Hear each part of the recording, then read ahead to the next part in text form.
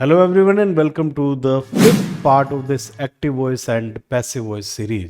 आज हम करने वाले हैं इम्पेरेटिव सेंटेंसेस को किस तरीके से हम पैसिव वॉइस में कन्वर्ट करते हैं और कुछ और इम्पोर्टेंट सेंटेंसेस भी हैं जो हम आज इस क्लास में करने वाले हैं. Let's start the journey.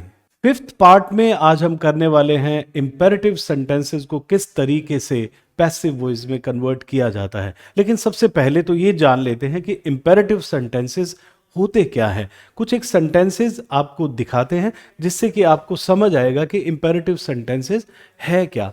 ये पहला सेंटेंस आप देख रहे हैं, यहां लिखा है please give me a pen. Please give me a pen. दूसरा सेंटेंस यहां लिखा है काइंडली हेल्प मी. तीसरा सेंटेंस है गो एट वंस और फोर्थ सेंटेंस है पोस्ट दिस लेटर और यहाँ फिफ्थ सेंटेंस लिखा है डू नॉट गो देयर. तो एक बात आपको यहाँ समझ आ रही है, इम्पेरेटिव सेंटेंसेस जो होते हैं उसमें कहीं भी स्टेटमेंट नहीं होती है या मैं कहूँ कि वो क्वेश्चन नहीं होते हैं. उसमें एक्सप्रेस की जाती है कोई भी कमांड, कोई भी रिक्वेस्ट, कोई भी एडवाइस को. तो हम यहाँ देखते हैं पहले सेंटेंस में please give me a pen. तो कहीं भी आपको यहाँ subject plus verb plus object order नजर नहीं आ रहा है. दूसरे सेंटेंस में भी कहीं भी सब्जेक्ट आपको नजर नहीं आ रहा है. ऐसे ही तीसरे सेंटेंस में देखें सब्जेक्ट नजर नहीं आ रही है, सीधा ही वर्ब की फर्स्ट फॉर्म से जो है हमने सेंटेंस को स्टार्ट कर दिया है. ऐसा ही फोर्थ सेंटेंस में हुआ है पोस्ट दिस लेटर. तो यहां भी सब्जेक्ट हमें कहीं भी नजर नहीं आ रहा है और यहां फिफ्थ सेंटेंस में डू नॉट से हमने स्टार्ट किया है लेकिन सब्जेक्ट का यूज हमने नहीं किया. हां, एक बात है कि यहां जो सब्जेक्ट होता है वो हिडन सब्जेक्ट होता है, एक छिपा हुआ सब्जेक्ट होता है जो कि होता है यू. क्योंकि जो भी ऑर्डर, जो भी एडवाइस या जो भी इंस्ट्रक्शंस हम लोग दे रहे हैं वो सामने वाले को दे रहे होते हैं, इसलिए हम कह देते हैं कि यहां हिडन जो सब्जेक्ट है वो है यू. तो एक बात आपको समझ आई कि इंपेरेटिव सेंटेंसेस क्या होते हैं. वो या तो फर्स्ट फॉर्म से डायरेक्टली स्टार्ट हो जाते हैं या डू नॉट से स्टार्ट होते हैं या फिर हम कह सकते हैं कि प्लीज या काइंडली ऐसे वर्ड्स होते हैं जिनसे वो सेंटेंसेस स्टार्ट होते हैं. कहीं भी सब्जेक्ट लिखा हुआ नहीं होता है. लेकिन एक बात आप ध्यान रखें कि एक सब्जेक्ट होता है जो कि हिडन होता है, छिपा हुआ होता है, वो होता है यू. तो अब जब हम इसके पैसिव बनाएंगे, इसको पैसिव में कन्वर्ट करेंगे, तो आपको पता है कि जनरली हम किस तरीके से पैसिव बनाते हैं कि हम बी प्लस थर्ड फॉर्म का यूज करते हैं. लेकिन हमें चाहिए यहां पे सब्जेक्ट कि किस सब्जेक्ट को लेकर हम बी प्लस थर्ड फॉर्म जो है वो यूज करें.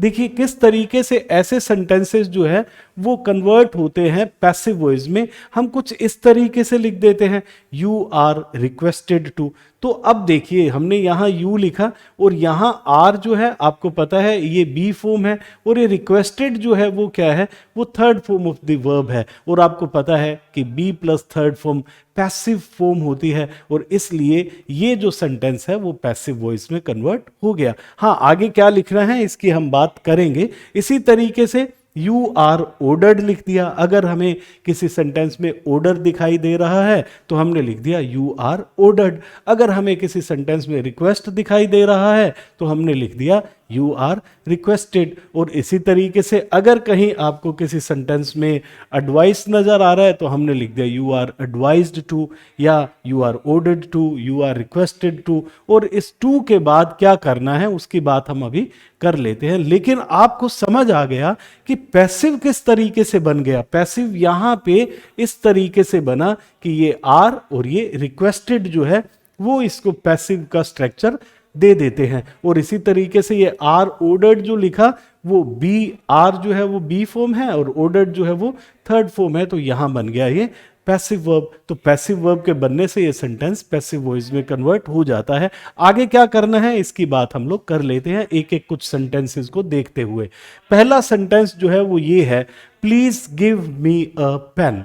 Please give me a pen, ये आपका सेंटेंस है. और इसे किस तरीके से पैसिव में कन्वर्ट करना है ये हम लोग देख लेते हैं। देखिए please give me a pen को आपको लग रहा है कि यहाँ प्लीज गिवन है, आपको पता है इस बात का कि प्लीज गिवन है, तो ये रिक्वेस्ट है और आपने इसे कुछ इस तरीके से लिख दिया कि यू आर रिक्वेस्टेड टू, और उसके बाद ये देखिए first form of the verb given है, तो ये पूरा का पूरा जो पार्ट है वो आप आगे लिख देंगे और इस तरीके से ये सेंटेंस बन गया you are requested to give me a pen. और वर्ब्स को कोई चेंज नहीं करना, आपने यहां कर दिया है आर रिक्वेस्टेड टू, उसके बाद जैसा वर्ब की फर्स्ट फॉर्म से सेंटेंस स्टार्ट होता है वो पूरा का पूरा सेंटेंस आप लिख देंगे। तो इसी तरीके से एक और तरीका है इसका please give me a pen को लिखने का कि हम अ पेन से इसे स्टार्ट करें और ये लिख दिया a pen may please be given to me. देखिए ये मे को हमने यूज किया और मे भी लिखा और मे के साथ हमने प्लीज भी लिखा। ये एक तरीका है जो कि कम देखने को मिलता है, लेकिन अगर कहीं ऑप्शन में ये गिवन है तो वो बिल्कुल सही होगा। A pen may please be given to me. देखिए ये मे बी जो है ये बी फॉर्म है और ये गिवन जो है यहाँ third form of the verb है।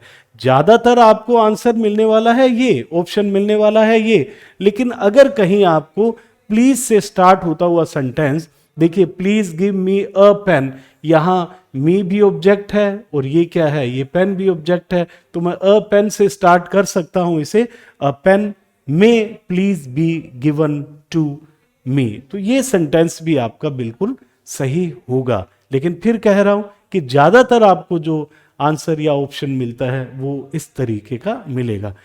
इसी तरीके से हम यहां ये देख लेते हैं please give me some more time, please give me some more time, तो यहां भी क्या है यू आर रिक्वेस्टेड टू और उसके बाद हमने ये पूरा जो पार्ट है वो लिख दिया you are requested to give me some more time.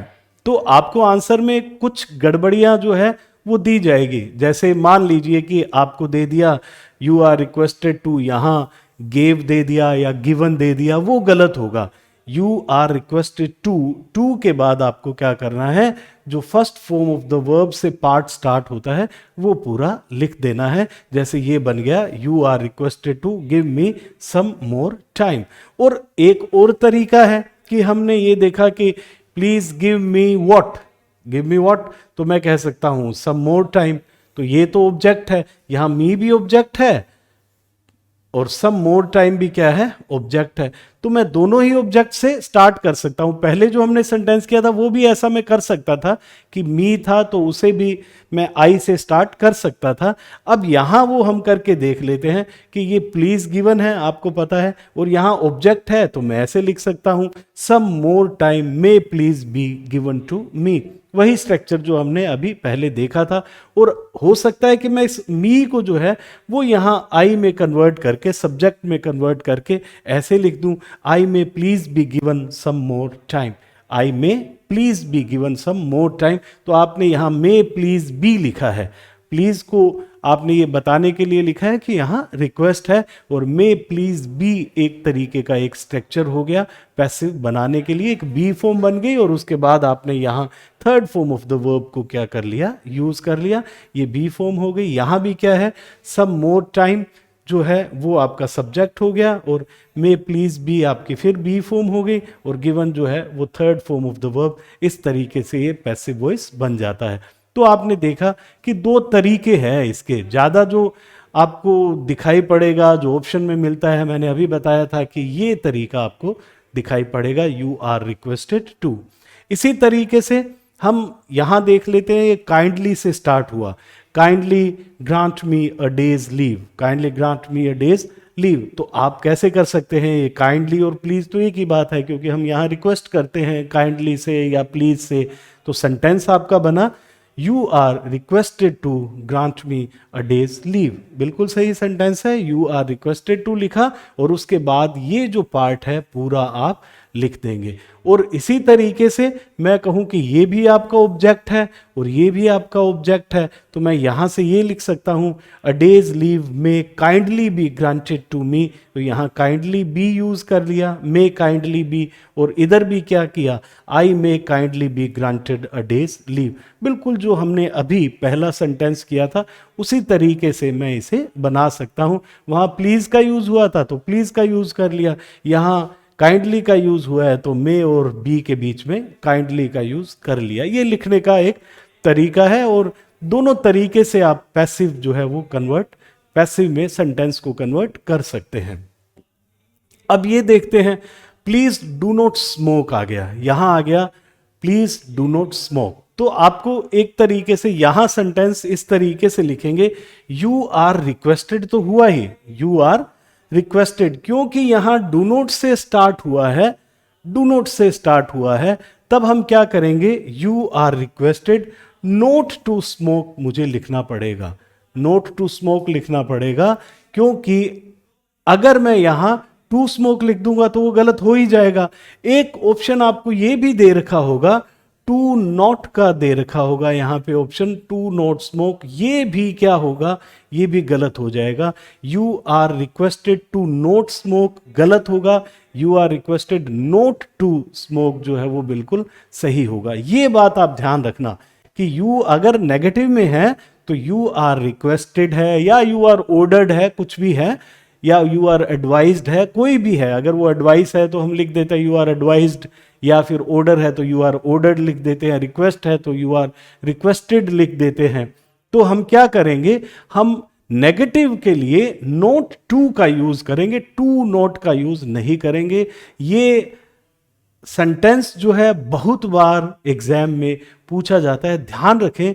You are requested to not गलत होगा, you are requested not to बिल्कुल सही होगा। तो यहां लिखा है you are requested not to smoke जो है वो बिल्कुल सही है, लेकिन टू नॉट स्मोक अगर लिखा जाता है तो गलत होगा। मान लीजिए कि यहां पे कुछ भी प्लीज नहीं लिखा है, या आपको पता है कि एडवाइस या रिक्वेस्ट या ऑर्डर कुछ भी नहीं है, सिंपल सा सेंटेंस आ गया कि डू नॉट गो देयर, मान लीजिए लिख दिया डू नॉट गो देयर, तो हम एक और तरीका होता है कि हम इस तरीके से बनाते हैं, यू आर फॉरबिडन। क्या लिखेंगे, हम यहां लिखेंगे यू आर फॉरबिडन, और ये सिर्फ नेगेटिव सेंटेंसेस के लिए है, you are forbidden to go there. अब यहां पे आप नोट का यूज नहीं करेंगे, क्योंकि ये जो फॉरबिडन होता है इसके अंदर ही नोट जो है वो छिपा हुआ है, क्योंकि इसका मतलब मना ही होता है, मना करना होता है। तो जब मना कर दिया किसी चीज का तो नोट तो इसके अंदर आ ही गया, तो वापस हम नोट का यूज नहीं करेंगे, you are forbidden to go there लिखेंगे। अगर कहीं कुछ ऐसा लिख दिया जाता है कि you are forbidden not to go there, तो वो गलत हो जाएगा। फॉरबिडन के साथ हमें कभी भी नॉट का यूज नहीं करना है, you are forbidden to go there हम इसका आंसर लिखेंगे। इसी तरीके से हम ये सेंटेंस देख लेते हैं, close all the gates at once, close all the gate at once. आप कह सकते हो इस सेंटेंस को ऑर्डर से बना सकते हो, रिक्वेस्ट से बना सकते हो, एडवाइस से बना सकते हो कि you are requested to close all the gates at once हो सकता है। आप बना सकते हो यू आर ऑर्डर्ड टू, क्योंकि आपको पता नहीं चल रहा कि ऑर्डर है, कमांड सॉरी रिक्वेस्ट है, एडवाइस है, क्या है पता नहीं चल रहा, तो आप किसी से भी बनाएं, सही है। You are requested to close all the gates at once, you are ordered to close all the gate at once, ठीक है। तो आपको एट वंस से जो है हो सकता है कि एक ऑर्डर दिखाई दे रहा है, आप लिख देंगे you are ordered to close the gates at once, बिल्कुल सही है वो भी। लेकिन एक और तरीका होता है कि close all the gates at once. तो ये ऑल द गेट्स जो है, क्लोज आपको पता है ये first form of the verb है क्लोज, और यहां लिखा है close what, close all the gets, तो ये आपका ऑब्जेक्ट हो गया। तो हम एक और तरीका होता है, वो किस तरीके से कि हम सबसे पहले तो लेट का यूज करें, उसके बाद जो है हम ऑब्जेक्ट का यूज करें, फिर हम बी का यूज करें, और उसके बाद थर्ड फॉर्म का यूज करें, ये आपका पैसिव बन जाता है।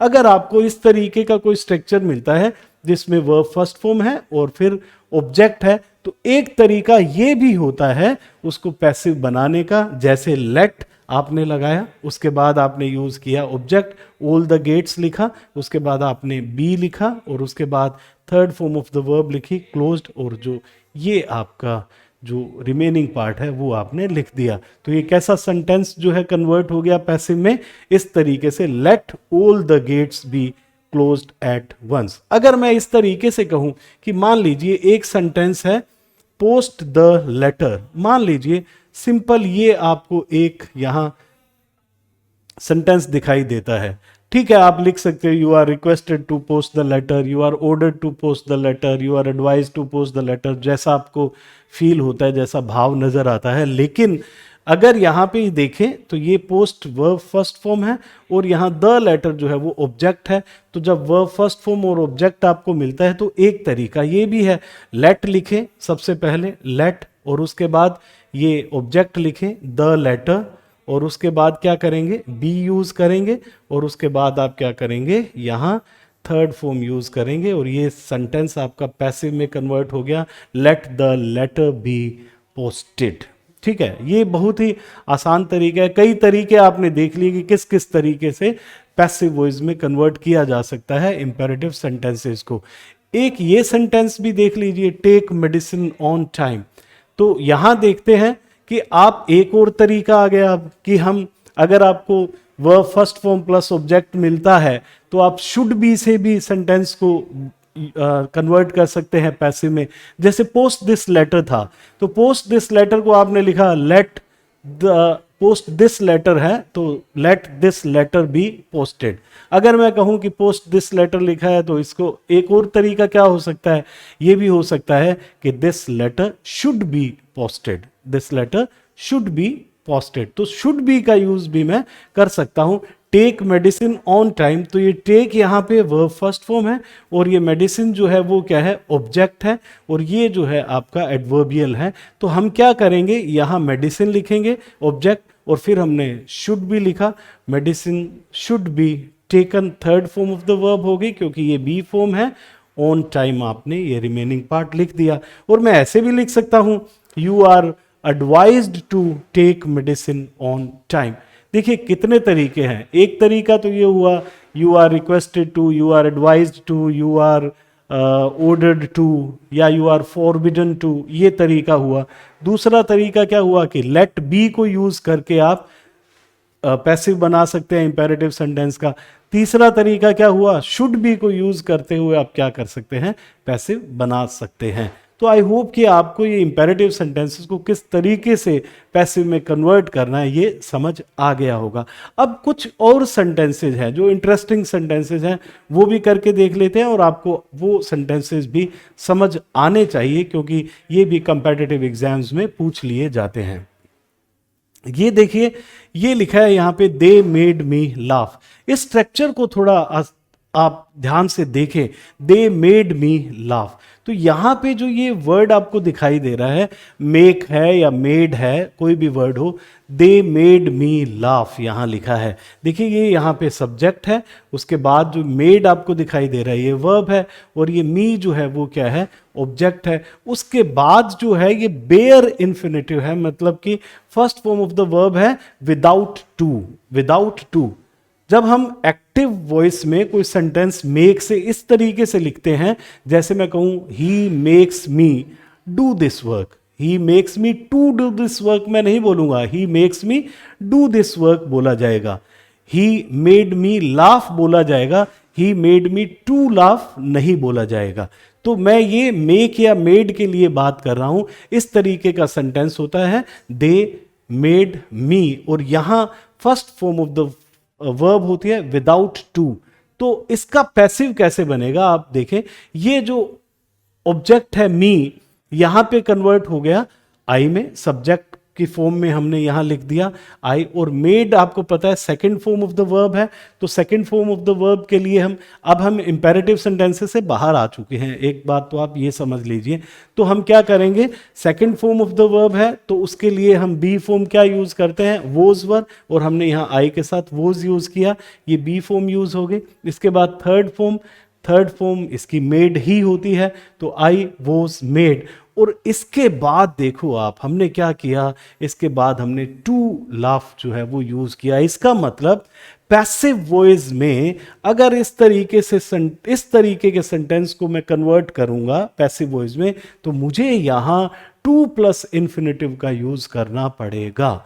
ये ध्यान रखना कि टू प्लस फर्स्ट फॉर्म का यूज मुझे यहां करना पड़ेगा। तो मैं इस सेंटेंस को ऐसे लिखूंगा कि I was made to laugh, I was made to laugh. अगर मैं लिख देता हूं आई वॉज मेड लाफ तो वो गलत हो जाएगा। तो इसका मतलब पैसिव में मेक या मेड के साथ, मेक तो होगा ही नहीं पैसिव में, मेड के साथ हम क्या करेंगे, टू का यूज करेंगे। लेकिन हम एक्टिव वॉइस में इस तरीके के सेंटेंसेस में टू का यूज नहीं करते हैं। तो हम आगे बढ़ें और इस तरीके के कुछ और सेंटेंसेस देख लेते हैं। ये देखिए, he saw an apple fall, he saw an apple fall. देखिए यहां पे भी क्या है, बिल्कुल वैसा ही स्ट्रक्चर है, ही मेड मी लाफ। इसी तरीके से ही saw an apple fall, he saw an apple fall. तो यहां टू फॉल नहीं लिखा है, यहां लिखा है फॉल, टू फॉल नहीं लिखा है।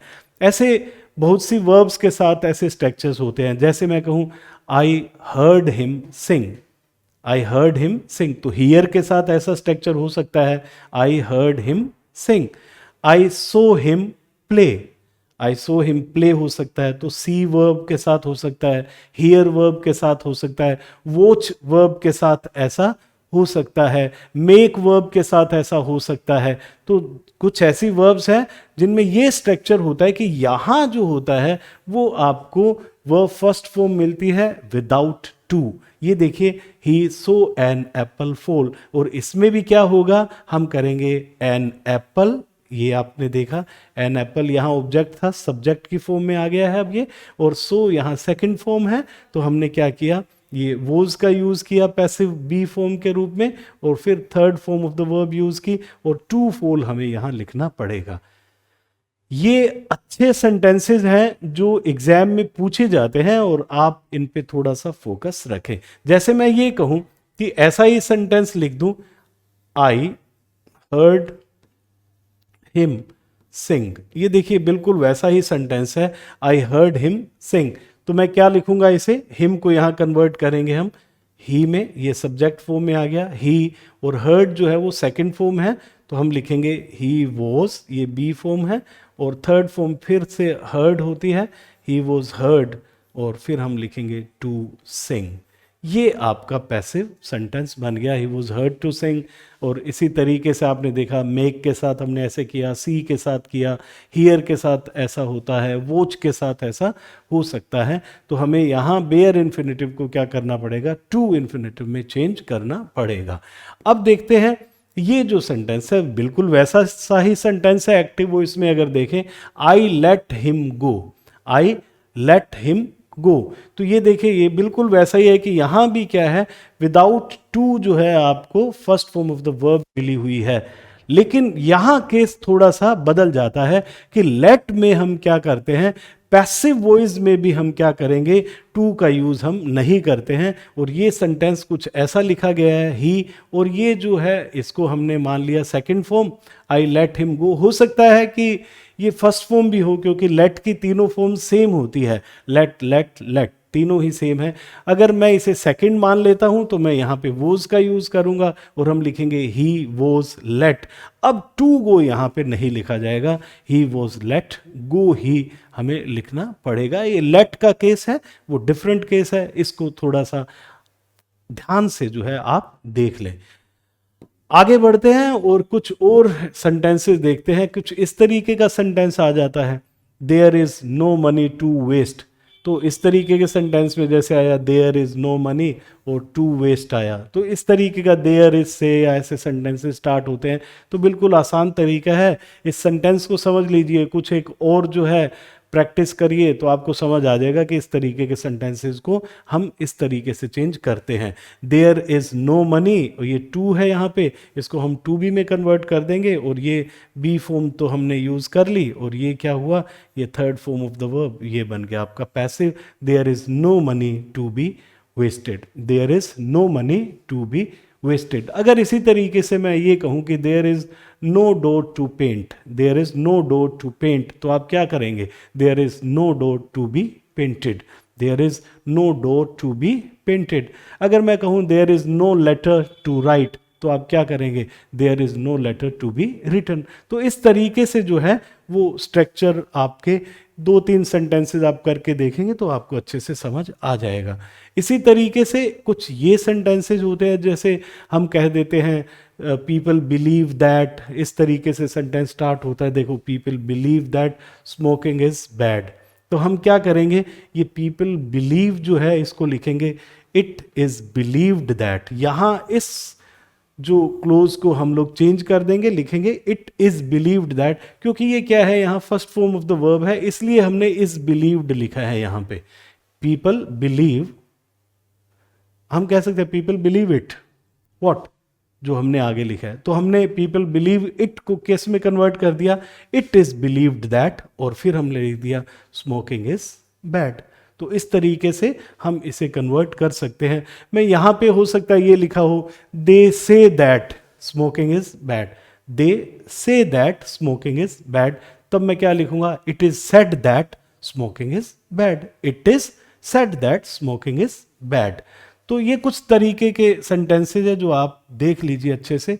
और ये देखिए यहां लिखा है दे consider that she is kind, they consider that she is kind. तो ये वैसा ही था जैसे पीपल बिलीव दैट था, दे कंसीडर दैट, तो मैं लिख सकता हूं it is considered that she is kind, it is considered that. ये जो आपका यहाँ मेन क्लोज था इसको हमने इस तरीके से लिख दिया, it is considered that she is kind. और मैं इस तरीके से भी लिख सकता हूं शी इज कंसीडर्ड काइंड। ये सेंटेंस भी आपका सही होता है। एक दूसरा तरीका है इसको चेंज करने का कि शी इज कंसीडर्ड काइंड। देखिए इज कंसीडर्ड है, यहाँ ये पैसिव बना, ये बी फॉर्म, और ये third form of the verb, और ये लिखा गया शी इज कंसीडर्ड काइंड। देखिए क्या होता है कि कुछ जो सेंटेंसेस होते हैं उनका एक फील होता है। जैसे जैसे आप पढ़ने लगते हैं, आप इंग्लिश को जानने लगते हैं, कुछ सेंटेंसेस आपकी नज़र में आते हैं और आप समझ जाते हैं कि हाँ ये जो सेंटेंस का स्ट्रक्चर है ऐसा स्ट्रक्चर होता है और ये पैसिव वॉइस इसका सही है। वैसा ही एक स्ट्रक्चर ये है, शी इज़ कंसीडर्ड काइंड। तो आपको समझ आएगा कि हाँ इंग्लिश में ऐसा बोला जाता है। तो आज आपने ये सेंटेंस देखा है, कहीं और आपको सेंटेंस मिलेगा तो आपको समझ आएगा कि ये सेंटेंस भी सही पैसिव वॉइस में कन्वर्ट हुआ है। इसी तरीके से हम देखें कि यहां आपको कई वर्ब्स मिल गई, they type letters, seal them and post them. तो ये देखिए पोस्ट दैम एक हो गया, सील एक हो गया, ठीक है, टाइप एक हो गया। तो वर्ब्स आपको कई दिखाई दे रही है। तो they type letters, seal them and post them. ये दैम तो किसके लिए यूज हो रहा है? लेटर्स के लिए ही यूज हो रहा है। तो हमने यहां पे लिख दिया लेटर्स आर क्यों लिखा? ये बात आपको समझ आई, क्योंकि ये टाइप जो है वो क्या है? First form of the verb है। और आगे भी आपको देख लो, यहां सब जगह first form of the verb मिल रही है। तो they type letters, seal them and post them. तो आप लिखेंगे लेटर्स आर। तो आर क्यों आया? क्योंकि फर्स्ट फॉर्म के लिए हम बी फॉर्म क्या यूज करते हैं? इज, एम या आर। और यहाँ पे प्लूरल आपको लेटर सब्जेक्ट दिखाई दे रहा है, तो हमने यहाँ बी फॉर्म के रूप में लिख दिया आर। और इसी तरीके से सभी वर्ब्स को हमने क्या किया? Third form of the verb में कन्वर्ट कर दिया। Letters are typed, sealed and posted. Letters are typed, sealed and posted. अच्छा सेंटेंस है, ऐसा सेंटेंस भी एग्जाम में पूछ लिया जाता है। अब यहां पे लिखा है it is time to start the class. It is time to start the class. कुछ इस तरीके के स्ट्रक्चर आ जाते हैं। It is time to start the class, it is time to post the letter, it is time to write a letter. तो it is time to say कुछ ऐसे सेंटेंसेस आपको दिखाई पड़ेंगे। तो आपको क्या करना है? इट इज टाइम तो लिख ही देना है और फिर आपको फोर का यूज करना है पैसिव में। इट इज टाइम फोर, और फिर आपको ये जो ऑब्जेक्ट दिखाई दे रहा है ये यहां लिखेंगे, it is time for the class. It is time for the class, और फिर ये जो टू है यहाँ पे हमने टू बी में कन्वर्ट कर दिया और यहाँ third form of the verb लिख दी और ये सेंटेंस बन गया, it is time for the class to be started. अगर एक ऐसा ही सेंटेंस होता है कि it is time to paint the door, it is time to paint the door, तो आप कैसे लिखेंगे? It is time for the door to be painted, it is time for the door to be painted. देखिए एक बार structure को अच्छे से समझ लीजिए। अगर मैं कहता हूं it is time to start the game, it is time to start the game, it is time for the game to be started, it is time to write the letter, it is time to write the letter, तो कैसे बनेगा? it is time for the letter to be written, it is time for the letter to be written। तो ये structure आप देख लीजिए, 3-4 sentences इसके लिखिए और फिर इसे पैसिव में कन्वर्ट करके देख लिए, आपको क्या है प्रैक्टिस से अच्छे से और समझ आ जाएगा।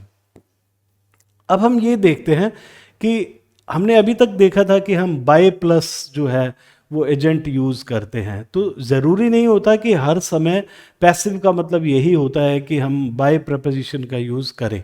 आप यहाँ देख सकते हैं योर बिहेवियर सरप्राइजेस मी, ये एक आपके यहाँ सेंटेंस लिखा है। प्रपोजिशंस अदर देन बाय हम कैसे यूज़ करते हैं वो देख लेते हैं। योर बिहेवियर सरप्राइजेस मी, तो आपको पता है योर बिहेवियर यहाँ पे सब्जेक्ट है, ये सरप्राइजेज वर्ब फर्स्ट फॉर्म है और मी यहाँ पे ऑब्जेक्ट है। तो आपने इस मी को यहाँ सब्जेक्ट के फॉर्म में आई में कन्वर्ट कर लिया और first form of the verb है, तो आपको पता है इज एम आर का यूज़ करते हैं, आई के साथ आपने बी फॉर्म के रूप में एम यूज़ किया और फिर आपने ये थर्ड फॉर्म यूज़ कर ली। देखिए यहाँ आई एम सरप्राइज्ड, ये पैसिव वर्ब बन गई और सरप्राइज्ड के बाद जो है आप बाय को यूज़ नहीं करके क्या एक फिक्स्ड प्रेपोजिशन होता है और वो प्रेपोजिशन क्या है? वो है एट। तो यहाँ इस तरीके से सेंटेंस बनेगा, I am surprised at your behaviour, I am surprised at your behaviour, तो एट का यूज हुआ। इसी तरीके से ये देखो वी नो हिम वेल, तो यहाँ वी सब्जेक्ट है और नो जो है वो क्या है? वो वर्ब फर्स्ट फॉर्म है और यहाँ हिम ऑब्जेक्ट है। तो हम कैसे लिखेंगे? ये ही में कन्वर्ट हुआ, ही और फर्स्ट फॉर्म है तो बी फॉर्म इज और हमने लिख दिया ही इज वेल नोन। तो ये ही वी नो हिम वेल को हम कुछ इस तरीके से लिख देंगे, ही इज वेल नोन, और आप क्या लिखेंगे? यहाँ बाय अस नहीं लिख के क्या लिखेंगे? टू अस लिखेंगे, he is well known to us, he is well known to us लिखेंगे। तो टू अस जो है वो लिखा जाएगा यहाँ बाय अस की जगह, क्योंकि नो के बाद एक फिक्स्ड प्रपोजिशन होता है जो कि हम क्या यूज करते हैं? टू को यूज करते हैं। इसी तरीके से ये देखिए राज मैरिड सिमरन, राज मैरिड सिमरन, तो हम कैसे लिखेंगे? सिमरन क्योंकि मैरिड सेकंड फॉर्म है, वॉज यहाँ पे बी फॉर्म आई और ये मैरिड जो है वो third form of the verb, तो ये लिखा हमने सिमरन वॉज मैरिड टू राज लिखा जाएगा।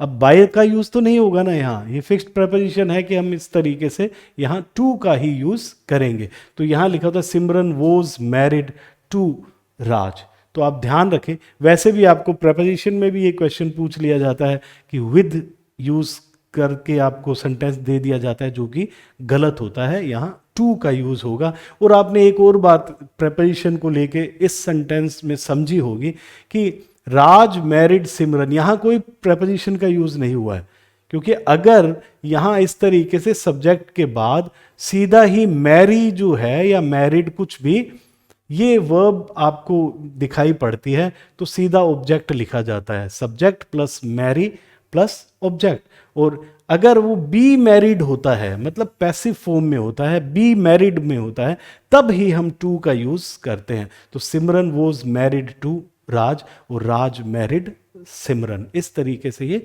लिखा जाता है। अब ये देख लेते हैं पॉप म्यूजिक इंटरेस्ट्स मी, तो ये बहुत ही आसान सेंटेंस है। इसी तरीके से ये देखिए ये ऑब्जेक्ट है, यहाँ पे पॉप म्यूजिक यहाँ सब्जेक्ट है और ये आपको वर्ब फर्स्ट फॉर्म दिखाई पड़ रही है। तो आपने क्या किया? इस ऑब्जेक्ट को चेंज किया यहाँ आई में, क्योंकि फर्स्ट फॉर्म है तो बी फॉर्म के रूप में हमने एम को यूज़ किया, यहाँ पे ये बी फॉर्म हो गई और ये इंटरेस्टेड जो है वो third form of the verb हो गई और सेंटेंस बन गया आई एम इंटरेस्टेड और इन पॉप म्यूजिक होगा, क्योंकि इंटरेस्ट के बाद हम क्या यूज़ करते हैं? प्रपोजिशन इन का यूज़ करते हैं बाय की बजाय। तो हम लिखेंगे pop music, sorry, I am interested in pop music, ये इसका आंसर हो जाएगा। आई होप आपको ये सभी बातें जो है वो आसानी से समझ आई होगी। कुछ और चीज़ें हैं जो हो सकता है कुछ छूट गई हो या कुछ एक दो छोटी मोटी बातें होती हैं, तो आप जैसे जैसे प्रैक्टिस करते हैं, अगर आपको ये सब चीज़ें आती हैं तो शायद आने वाली कोई भी अनएक्सपेक्टेड चीज़ जो है वो आपको परेशान नहीं करेगी, क्योंकि आपकी फाउंडेशन इतनी बन चुकी है कि आप आसानी से इसे समझ लेंगे, किसी भी सेंटेंस को अच्छे से समझ लेंगे। हाँ, कई बार आपको सेंटेंसेस ऐसे मिलेंगे कि आपको पैसिव में गिवन है सेंटेंस और एक्टिव में आपको कन्वर्ट करना होगा, तो वो भी आपके लिए मेरे ख्याल से अब कोई मुश्किल बात नहीं है। अगर मैं कहूँ बी फॉर्म के रूप में आपको इज एम आर गिवन है, तो आपको समझ आ गया कि अब जो हमें एक्टिव फॉर्म में मिलने वाली जो वर्ब है वो कैसी होनी चाहिए, वो first form of the verb होनी चाहिए। अगर बी फॉर्म आपको कहीं कहीं भी अगर वोज वर्ब दिखाई पड़ रही है, तो आपको पता चल गया कि एक्टिव फॉर्म जो है वो वर्ब की कौन सी होनी चाहिए, second form of the verb होनी चाहिए। तो ये जो आपका दोनों तरफ के केसेस हैं आपको अच्छे से समझ आ जाएंगे अगर आप इसकी प्रैक्टिस करेंगे। आई होप कि आपको ये चीज़ें समझ आ गई है। कुछ लोग नए हैं, वो लोग इस चैनल को सब्सक्राइब करें, लाइक करें, शेयर करें, उन लोगों तक पहुंचाएं जो कम्पिटिटिव एग्जाम्स की तैयारी करना चाहते हैं। Thank you very much and have a wonderful day.